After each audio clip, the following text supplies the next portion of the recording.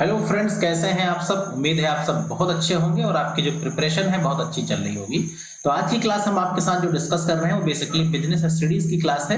Class जो है आपकी बेसिकली वो चैप्टर नंबर 4 है। चैप्टर नंबर 4 जैसा आप जानते हैं कि प्लानिंग जो चैप्टर है वो हमने स्टार्ट किया था। इसके अंदर हमने इसका पार्ट 1 ऑलरेडी आपके साथ डिस्कस कर लिया था, जिसमें हमने प्लानिंग के बारे में समझा था, उसके क्या फीचर्स होते हैं, उसकी इंपॉर्टेंस क्या है, उसके लिमिटेशंस क्या है, उसका स्टेप क्या है, इन बारे में हमने ऑलरेडी डिस्कशन कर लिया है। तो अगर आपने वो क्लास नहीं देखी है तो उसका जो लिंक है वो हम आपको आई बटन में और डिस्क्रिप्शन में प्रोवाइड करा देंगे, जहां से आप पहले उस क्लास को देख सकते हैं। बाकी अगर आप पूरी बिजनेस स्टडीज देखना चाहें तो आप हमारे चैनल पे जाइए, जहां पर आपको प्लेलिस्ट मिलेगी 12th क्लास बिजनेस स्टडीज की। वहां पर हमने सारे लेक्चर्स को बहुत ही सिस्टमेटिक तरीके से अरेंज किया है। आप जाके 1 बाय 1 सारे लेक्चर्स को देख सकते हैं।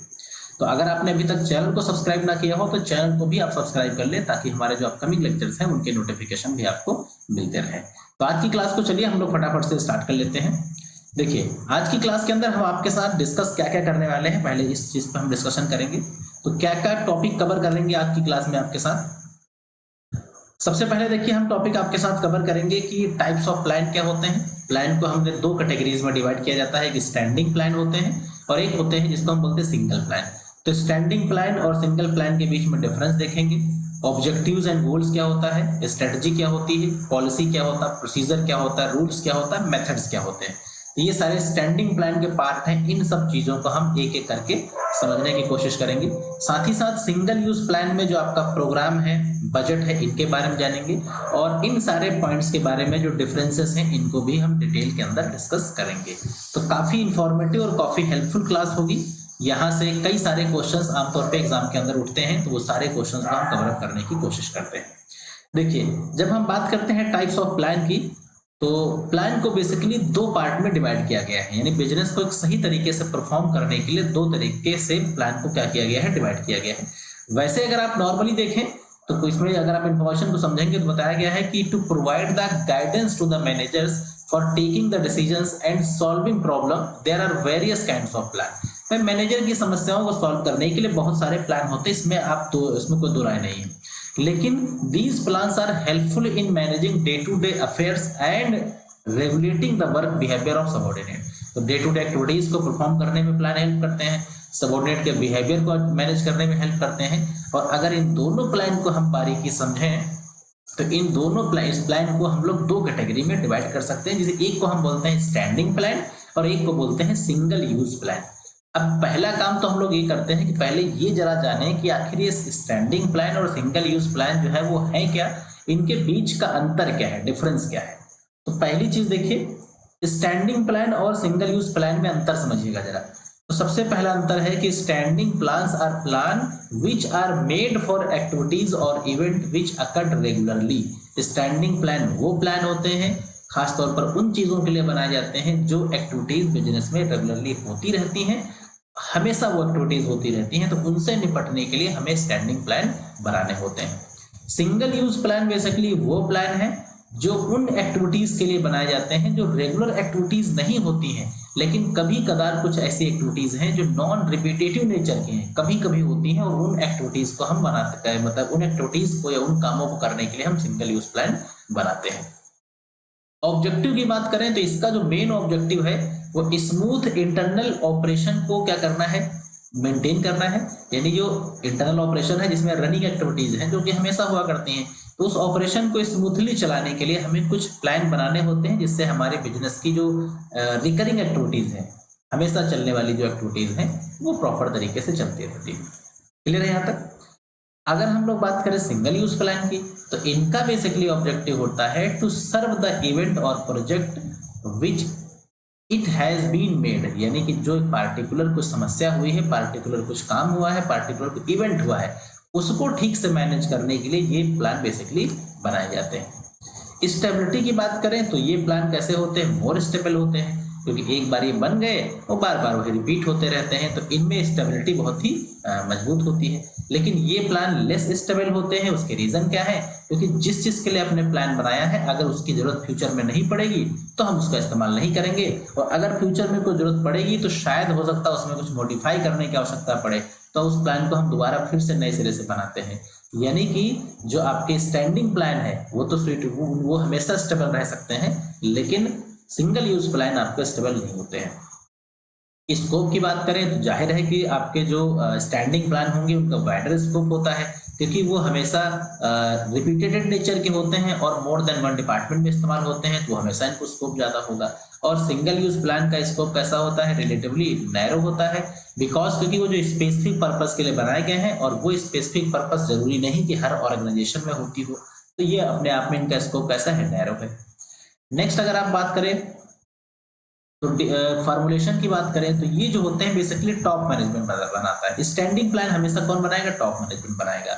और जो आपके सिंगल यूज हैं वो या तो मिडिल या तो लोअर लेवल या ऑपरेशनल लेवल मैनेजमेंट जिसे बोलते हैं उनके द्वारा बनाया जाता है। एग्जाम्पल की बात करें जैसे कंपनी का रिक्रूटमेंट प्रोसेस, अगर कंपनी के अंदर कोई वैकेंसी है तो उसको फिल करने का प्रोसेस क्या है कि सबसे पहले हम रिक्रूटमेंट निकालेंगे, फिर सिलेक्शन होगा, फिर ट्रेनिंग होगी, फिर डेवलपमेंट होगा। ये क्या है, ये आपका जो है स्टैंडिंग प्लान है।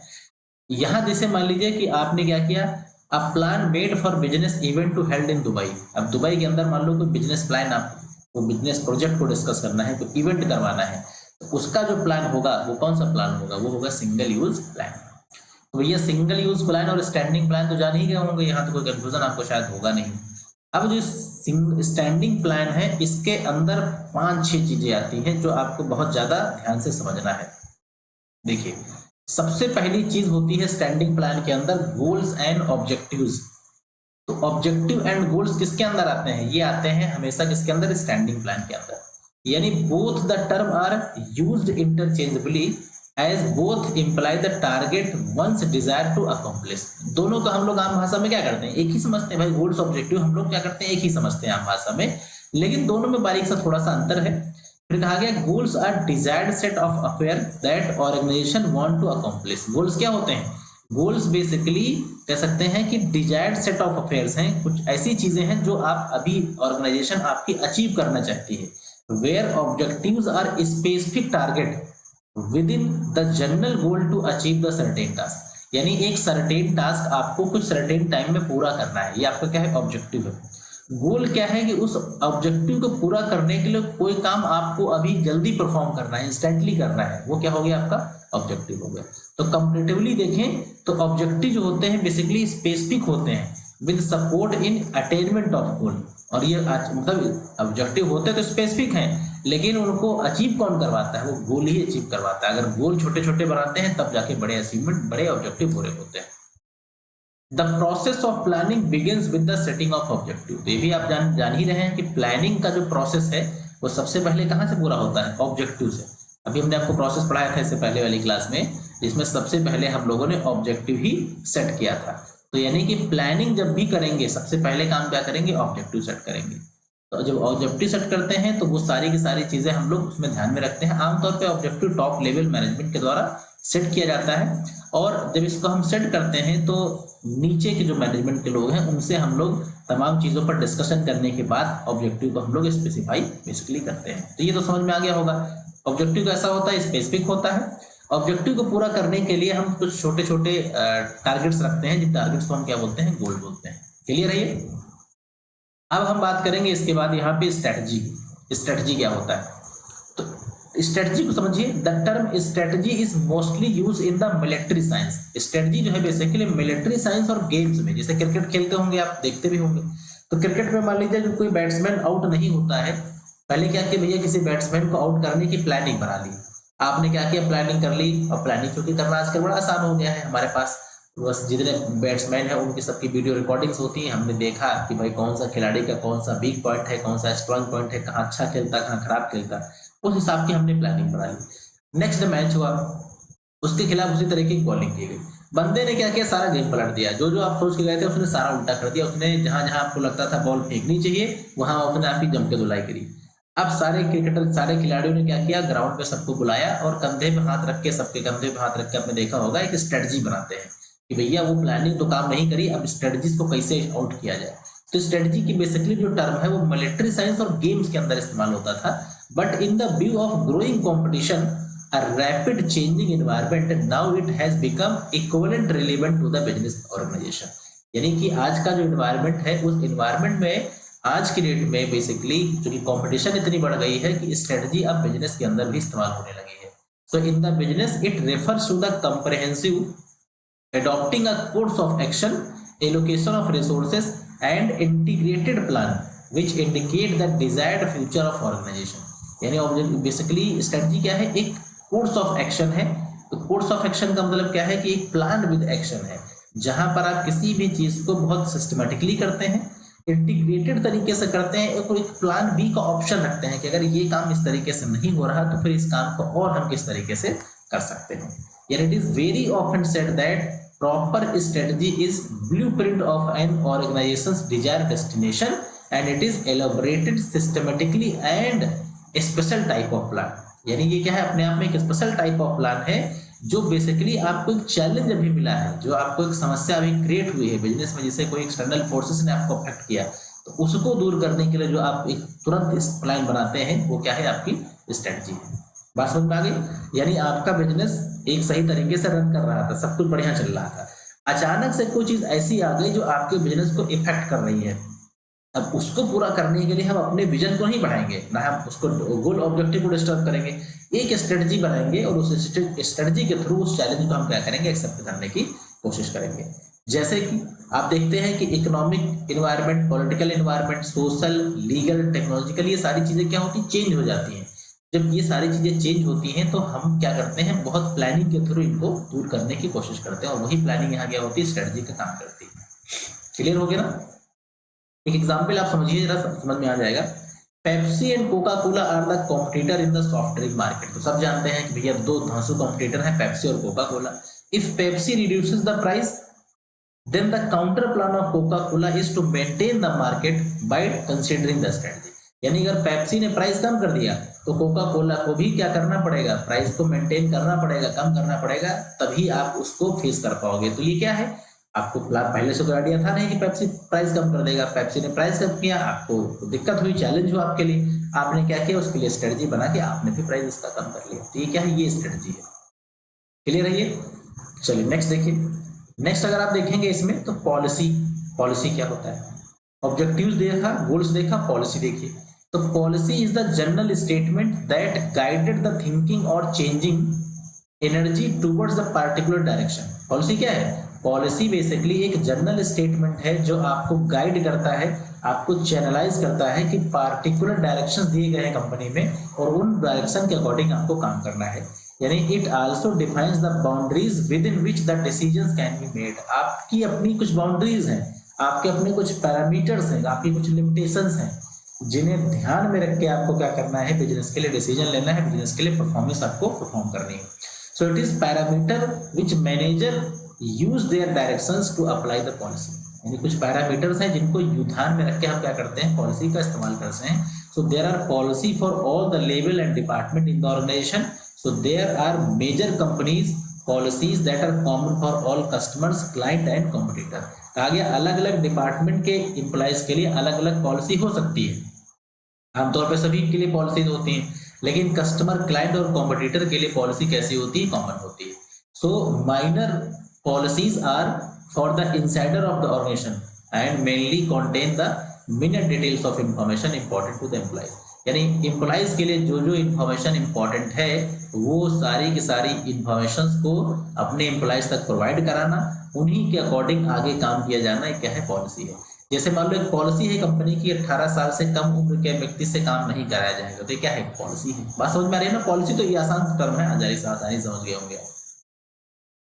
इसके बीच में अब हम समझेंगे कि पॉलिसी और स्ट्रेटजी में अंतर क्या होता है, क्योंकि ये कंफ्यूजन ना रहे, इसलिए हमने कुछ छोटे छोटे डिफरेंसेस को भी हमने यहाँ कंसिडर किया है ताकि इसको और अच्छे से क्लियर किया जा सके। तो पॉलिसी और स्ट्रेटजी के बीच का डिफरेंस सुनो जरा। तो सबसे पहले पॉलिसी कैसे होती है, policies are general statement that guided the thinking and channel energy towards the particular direction. एक पार्टिकुलर डायरेक्शन के प्रति कैसे आपको क्या करना है, उसकी थिंकिंग कैसे करनी है, कैसे परफॉर्मेंस देनी है, ये बेसिकली पॉलिसी है। स्ट्रेटजी जो होती है यूनिफाइड होती है, स्ट्रक्चर्ड होती है, इंटीग्रेटेड होती है। इंटीग्रेटेड प्लान होता है जो डिजाइन किया जाता है कि स्पेसिफिक ऑब्जेक्टिव को पूरा करने के लिए, एक ऑब्जेक्टिव पूरा करने के लिए जो स्पेसिफिक चैलेंज मिल जाता है आपको, उसका पूरा करने के लिए हम क्या करते हैं, स्ट्रेटजी बनाते हैं। पॉलिसी बनाने का एम क्या होता है, it main aim is to deals with the repetitive issue. जो रिपीटेटिव इश्यूज होते हैं, ये रिपीटेटिव चैलेंजेस होते हैं, उनको दूर करने के लिए हम पॉलिसी बनाते हैं। और इसका जो मेन एम होता है, जो अनफॉर्सीन इवेंट है जिसके बारे में कोई पता नहीं था, जो अनफॉर्सीन चैलेंजेस हैं उनको दूर करने के लिए हम क्या करते हैं, स्ट्रेटजी फॉर्मुलेट करते हैं। नेक्स्ट अगर आप इन्हीं के बीच के और डिफरेंसेस को समझोगे, वैलिडिटी की बात करें तो बेसिकली आपकी जो पॉलिसी होती है वो वैलिड होती है उसी सिचुएशन के लिए, जिस सिचुएशंस पर के लिए वो बनाई गई है। अगर वो रिकरिंग सिचुएशन है तो पॉलिसी उसके लिए सुटेबल होगी। और स्ट्रेटजी जो होती है वो स्पेसिफिक पर्पस के लिए हेल्पफुल होती है, अदरवाइज वो हेल्पफुल नहीं होगी। क्लियर है ना, कोई कंफ्यूजन नहीं होना चाहिए, सब कुछ क्लियर समझते चलिएगा। कॉम्पिटिटर की बात करें तो they are generally not made on the move of competitor. Policy जो होती है कैसी होती है, they are generally not made on the move of, हम कॉम्पिटिटर को ध्यान में रख के पॉलिसी नहीं बनाते। लेकिन स्ट्रेटजी जो होती है, स्ट्रेटजी यानी कि they are made after the considering the move of, हम कॉम्पिटिटर को ध्यान में रख के स्ट्रेटजी जरूर बनाते हैं लेकिन पॉलिसी हम अपने हिसाब से बनाते हैं। हायरार्की ऑफ प्लान की बात करें तो इसमें क्या होता है, they have a lower place in the hierarchy of plan. तो पॉलिसी जो होती है वो हायरार्की ऑफ प्लान में लोअर प्लेस रखती है, लेकिन आपकी जो स्ट्रेटजी होती है वो हायर प्लेस रखती है, क्योंकि जो चैलेंजेस होते हैं वो तमाम चैलेंजेस बिजनेस में मिलेंगे और सारे चैलेंजेस को ठीक से मैनेज करना ये स्ट्रेटजी है, ये प्लानिंग का एक बहुत इंपॉर्टेंट हिस्सा है। एग्जाम्पल आप लोग देखना चाहें तो एग्जाम्पल भी ले सकते हैं। जैसे ऑर्गेनाइजेशन ने क्या किया, एक पॉलिसी बना दी है प्रॉपर कोड ऑफ कंडक्ट का, ये क्या है पॉलिसी है। और मैकडोनल्ड ने क्या किया, एक बर्गर किंग बेसिकली है अपनी जो आपकी कह सकते हैं कि जो आपकी फास्ट फूड चेन है उसमें एक बर्गर किंग के नाम से एक मतलब एक प्रोजेक्ट उन्होंने लॉन्च किया। तो वो क्या हो गया, बेसिकली इनकी स्ट्रेटजी है कस्टमर को अट्रैक्ट करने के लिए। यहां तक सब कुछ क्लियर है। आगे अगर आप देखें तो आप डिफरेंस देखेंगे पॉलिसी और ऑब्जेक्टिव्स में, कुछ डिफरेंसेस को देख लेंगे ताकि क्लियर हो जाए, बाकी बहुत ज्यादा इसमें डिटेल में नहीं देखेंगे। स्वास्थ्य भी थोड़ा सा मेरा बहुत अच्छा नहीं है, लेकिन मैं कोशिश कर रहा हूँ कि आपकी जो क्वांटिटी है वो मेंटेन रहे और आपको क्लासेस जो है वो रेगुलर मिलती रहे, ताकि आपका भी जो मोटिवेशन बना है वो बना रहे। तो अगर हम लोग पॉलिसी और ऑब्जेक्टिव में डिफरेंस देखें तो policies are general statement that guided thinking and channel energies towards the particular direction. एक पार्टिकुलर डायरेक्शन में काम करने के लिए कुछ बेसिकली कह सकते हैं नॉर्म्स होते हैं, कुछ गाइडलाइंस होती है, पॉलिसीज होती है। ऑब्जेक्टिव जो होता है बेसिकली वो क्या होता है, वो एंड पॉइंट होता है, बेसिकली जो बिजनेस को डायरेक्शन मिला है, जो बिजनेस को एक अचीवमेंट लेनी है, जो ऑब्जेक्टिव अचीव करना है, वो बेसिकली क्या उसका एंड पॉइंट है, यानी जो टारगेट है बेसिकली वो क्या है, उसका ऑब्जेक्टिव है। इसकी एम की बात करें तो main aim to determine the how the work is done, work कैसे डन करना है इसके बारे में पॉलिसी में लिखा होता है। और ये आपका क्या होता है, मेन एम जो होता है उसके बारे में बात करता है ऑब्जेक्टिव। इसके स्कोप की बात करें तो पॉलिसी के नैरो स्कोप है और ऑब्जेक्टिव का वाइडर स्कोप है। इसके डिफरेंसेस आप बहुत आसानी से क्लियर कर चुके होंगे। अब हम लोग इन डिफरेंसेस को स्किप करके आगे बढ़ते हैं और अब हम यहाँ पे जानेंगे कि प्रोसीजर क्या होता है। प्रोसीजर भी किसके अंदर आता है, स्टैंडिंग प्लान का पार्ट है, ये ध्यान रखिएगा। अभी स्टैंडिंग प्लान आप पढ़ रहे हैं, अभी स्पेसिफिक प्लान नहीं पढ़ रहे हैं। तो procedure refers to a particular course of action in order to achieve the desired result. एक डिजायर्ड रिजल्ट को अचीव करने के लिए जो पार्टिकुलर कोर्स ऑफ एक्शन है उसे हम क्या बोलते हैं, प्रोसीजर बोलते हैं। सो it is series of chronological step. ये क्या है, एक क्रोनोलॉजिकल स्टेप का एक सीरीज है basically. It is a series of chronological step to be taken to perform an activity. किसी एक्टिविटी को परफॉर्म करने का एक क्रोनोलॉजिकल ऑर्डर है, क्रोनोलॉजिकल स्टेप है, किस स्टेप के बाद कौन कौन सा काम परफॉर्म किया जाएगा। So it simplifies the work. इसका काम क्या है, ये वर्क को सिंप्लीफाई करने का काम करता है, अपने काम को क्या करता है, सिंप्लीफाई करता है। क्लियर है ये। आगे देखें, अननेसेसरी स्टेप को एलिमिनेट करता है और यूनिफॉर्मिटी ऑफ एक्शन लाता है, यानी एक्शन आपको कैसे कर देता है, ये यूनिफॉर्म कर देता है। सो procedure may bring the rigidity in the working for all organizations। Procedure क्या करता है, काम करने के तरीके को सबके लिए बिल्कुल रिजिड कर देता है कि आपको उसी पैटर्न पे काम करना है, कुछ और करने की आवश्यकता नहीं है। So it tends to become the outdated unless revised और रिव्यूड पीरियोडिकल इंटरवल। कहा गया अगर कुछ समय के बाद वो उसमें कुछ चेंजेस हो जाए तो ये प्रोसीजर क्या होता है, आउटडेटेड भी हो सकता है। तो प्रोसीजर बेसिकली क्या है, किसी काम को करने का एक सिस्टमैटिक स्टेप्स है, जो स्टेप बाय स्टेप आपको वही काम को करना है। अगर स्टेप में कोई चेंजेस होते हैं इन फ्यूचर में तो हम क्या करते हैं, प्रोसीजर को फिर चेंज कर देते हैं, सिंपल सा है।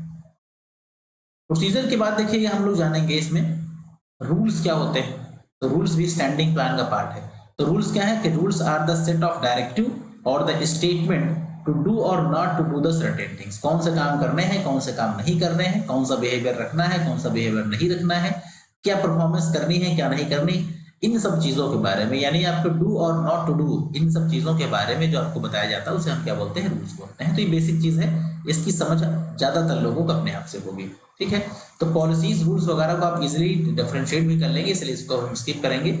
अब डायरेक्टली हम लोग आपके साथ डिस्कस करने वाले हैं मेथड्स को। मेथड्स क्या होता है? तो methods are formulise technique and standard way of doing the repetitive and routine job. जो रूटीन जॉब होती है, जो रिपीटेटिव नेचर के काम होते हैं, उनको करने का जो एक स्टैंडर्ड तरीका है उसे हम क्या बोलते हैं, मेथड बोलते हैं। यानी it prescribe the manner of doing the task, एक टास्क को परफॉर्म करने का एक प्रेस्क्राइब्ड मैनर है। They also provide details guidance for day to day activities are helpful in useful procedure minimum expenditures of time efforts and money. यानी कम से कम cost में बेहतर से बेहतर तरीका परफॉर्म करने, बेहतर से बेहतर काम करने के लिए जो तरीका हम स्टार्ट करते हैं, जो टेक्निक यूज करते हैं, वो बेसिकली क्या होती है, आपकी मेथड होती है। तो मेथड स्पेसिफाई करता है manner in which work can be performed, इस मैनर में आपको वर्क करना है, ये आपको बेसिकली मेथड बताता है। क्लियर है ये? अब आप बढ़ेंगे सीधा किसके ऊपर, अब आप बढ़ने वाले हैं यहाँ पे, इनके डिफरेंसेस तो हम स्किप कर रहे हैं क्योंकि ये बहुत ज्यादा इजीली आप समझ जाएंगे। सिंगल यूज प्लान को समझना है। तो सिंगल यूज प्लान जो होते हैं वो कैसे होते हैं, ये स्पेसिफिक ऑब्जेक्टिव के लिए बनाए जाते हैं, एक ही बार ये काम करते हैं, जैसे उनका काम खत्म हो जाएगा दोबारा फिर से प्लान बनाया जाएगा, इसलिए इनको हम शॉर्ट लिव्ड प्लान भी बोलते हैं। और ये ऑटोमेटिकली रिफॉर्मुलेट किए जाते हैं जब इनका इस्तेमाल हो जाता है, हर प्लान के लिए नया नया आपको कह सकते हैं सिंगल यूज प्लान बनाना होता है। तो इसमें दो चीजें आती हैं, कौन कौन सी दो चीजें आती है, एक आता है प्रोग्राम। प्रोग्राम क्या है? तो programme are the comprehensive plan design to implement the policies and accomplish the objectives by combining the goal task assignment policies and resources. Programme क्या है? जैसे मान लीजिए कोई आपको एक इवेंट मिल गया है, तो उस इवेंट को आप क्या करते हैं, प्लान करते हैं, उसके लिए बाकायदा एक प्रोग्राम डिजाइन करते हैं कि हमें सबसे पहले क्या करना है, उसमें क्या क्या चीजें रहेंगी, कौन कौन सी चीजों को उसमें शामिल किया जाएगा, इन सारी चीजों को ध्यान में रखते हुए क्या करते हैं, प्लान, एक प्रोग्राम डिजाइन करते हैं। प्रोग्राम क्या होता है, सिंगल यूज होता है, जैसे ही वो आपका इवेंट खत्म हो जाएगा आपका क्या होगा, प्रोग्राम आपका कंप्लीट हो जाएगा, यानी प्रोग्राम आपका रिपीटेटिव नेचर का नहीं होता है। तो बेसिकली प्रोग्राम क्या करता है, आपको एक अप्रोच आपके अंदर डेवलप करता है कि कौन कौन से एक्शंस आपको लेने हैं जिससे आपका वो जो प्री डिटरमाइंड गोल है वो कंप्लीट हो जाए। बात समझ में आ गई? तो ये बेसिकली आपको समझ में आ गया होगा। तो ये बेसिकली क्या हो गया, प्रोग्राम हो गया। इसी तर्ज पे एक और चीज होती है जिसे हम बोलते हैं बजट।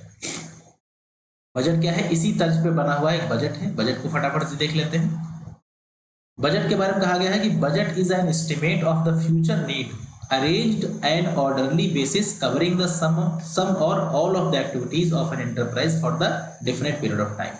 यानी एक सर्टेन टाइम पीरियड के अंदर कौन कौन सी एक्टिविटीज परफॉर्म करनी है, उन सारी चीजों को एक ऑर्डरली तरीके से हमें क्या करना है, एक उसका प्रिपरेशन, एक उसका स्टेटमेंट तैयार करना है, जिसमें हम एक एक्सपेक्टेड रिजल्ट को रखते हैं और उस एक्सपेक्टेड रिजल्ट को लाने के लिए कितनी कितनी हमें एक्सपेंडिचर करने हैं, कहाँ कहाँ पे पैसे खर्च करने हैं, वो सारी चीजें रखनी है।